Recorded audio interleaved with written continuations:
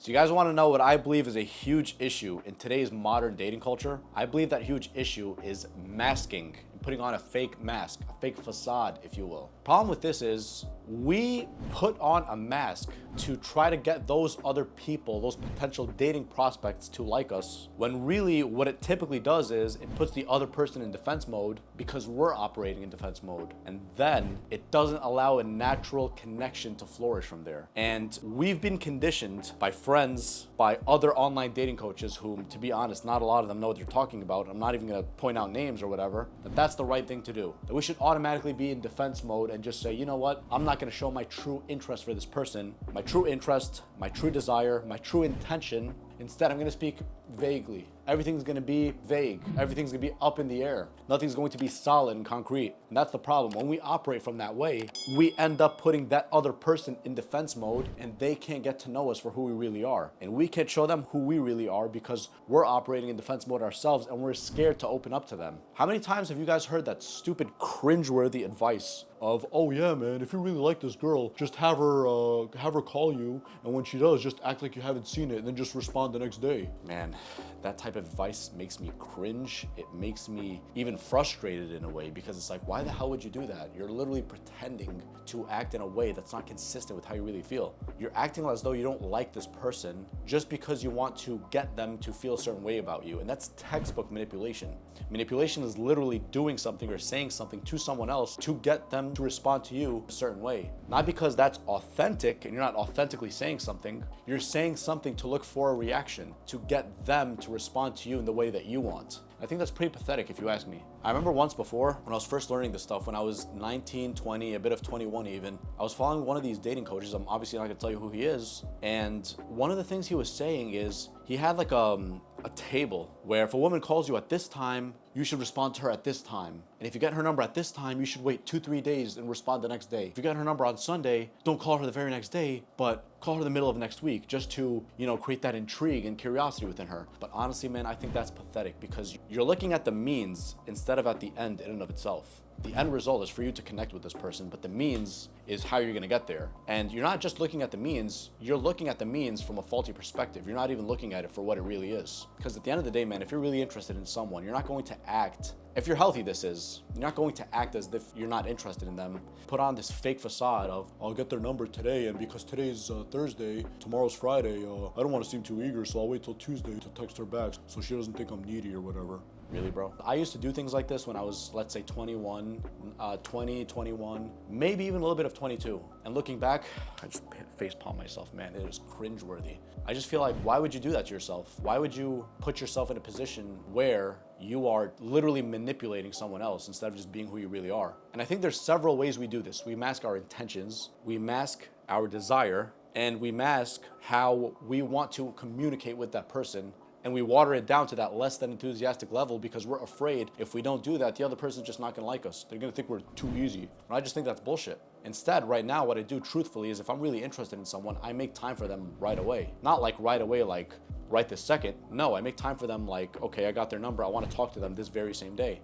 If they're not available, we'll try to schedule something for tomorrow. This doesn't mean I'm needy. I don't have anything going on in my life. Like some of these dating coaches who don't know what the hell they're talking about, to be honest. Because at the end of the day, man, sure, it's true that you have to live a productive life, a life where you're spending a lot of me time, or at least enough of me time to get introspective, to do the things that you need to do to excel further in your life, to excel further in your career, in the gym, with your knowledge.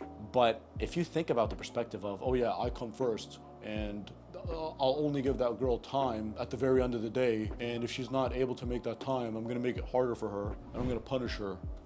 Man, some of the advice I hear, especially in the red pill community, I feel like it's just very cringeworthy, to be honest. Like, I see where they're coming from, but a lot of it is coming from a place of rage and anger. It's not coming from a place of happiness and peace. And what's funny is a lot of these people in the red pill community, they haven't even come from families that are healthy. Like where they saw a healthy dynamic between their mom and their dad, where their father was the masculine and their mom was the feminine. So they both not completed each other, but they both were interdependent. So that created a lifestyle where there was love, health, peace, happiness in the family, there weren't self-esteem issues, at least not major ones that are like not salvageable. But surprisingly, the men in this red pill community, they're all like, oh, women are the enemy. They're all like this. She's probably being dicked down by one of your friends. Sure, that could happen. There are obviously instances where that does happen, but that's not every single girl. And you know what's funny is when you look at it from the women's perspective, they also have a story of their own. And they typically say stuff like, oh, all men are pigs. I've been cheated on so many times. Every single one of my friends has a man who's cheated on her. All men want is sex. No man wants real connection. That's not true either. So to be fair, if you're here in the red pill community and you're saying all women are this, all women are that, then you have no right to look down on the things that women are saying about men, because most of it is also bullshit. And it only applies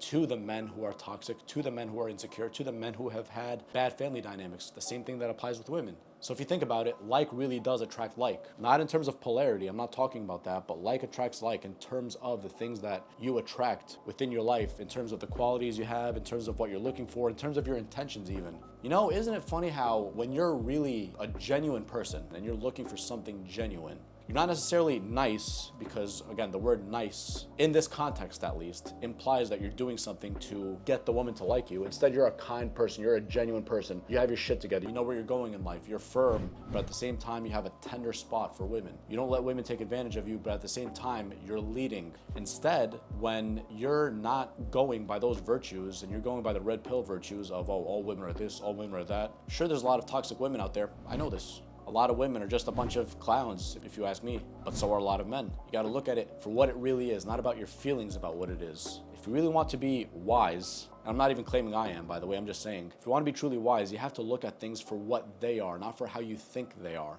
The way things are right now is a lot of men are looking at women as the enemy, and then women are looking at men as the enemy. Who really wins though? If you're like me and you want to start something with someone, you first have to be intentional about what you want, and at the same time, you can't put that mask up, because if you do, people are always going to interpret you as someone who's holding something back. You see, people energetically always pick up on things, whether they can verbalize these things or not. They can always usually tell if someone's vibe is right, if someone's vibe is wrong, if someone is just purposely playing games in order to get the other person's attention, instead of being authentic and getting their attention through authenticity, instead of saying things like, oh man, these hoes ain't loyal, all these girls just want to cheat and they're all hoes. You see, man, at the end of the day, sure, those people exist, but that's not everybody. The same thing applies to you, actually. Why would you say that about them if you're manipulating yourself? That just shows a lack of authenticity, if that's what you're saying. At the same time, if you carry yourself with confidence, and if you're looking to get married like me, I'm not just looking for flings anymore, to be completely honest with you. If you're looking for something like that, and you have that limited mindset, that scarcity mindset, and you're operating from lack or fear,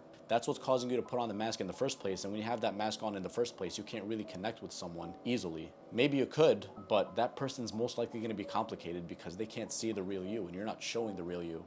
Instead, you're basically pretending to be someone you're not. And that's why when you're polarizing and you're expressing your own opinions strongly, regardless of whether or not anyone likes them, you win at the end. And it's not because you're being an asshole, it's just because you're being authentic. And always, not sometimes, but always, the right people will be attracted to authentic people. The right ones. The wrong ones will be instantly repelled, and to be honest, that's a good thing. That's a blessing if the wrong ones were repelled instantly, because they weren't meant for you in the first place. But real ones, authentic ones, people like those who actually have genuine desire and they have genuine interest and they're not hiding anything, they're not holding anything back. If they're genuinely busy and one day they happen to text you back 6 hours later because they were busy, not because they were playing a game, that's the type of person who's gonna win in the end. But instead, when you have this stupid mask on and you're pretending to be something you're not, or you're acting a certain way to get the other person to respond to you, you're not coming from a place of love. You're coming from a place of lack and fear, which is literally the opposite of it. And when you're coming from a place of lack and fear in anything in life, you lose. Whether it comes to taking a risk, whether it comes to studying for an exam even, whether it comes to accomplishing anything great, you automatically lose because you're thinking of scarcity and you believe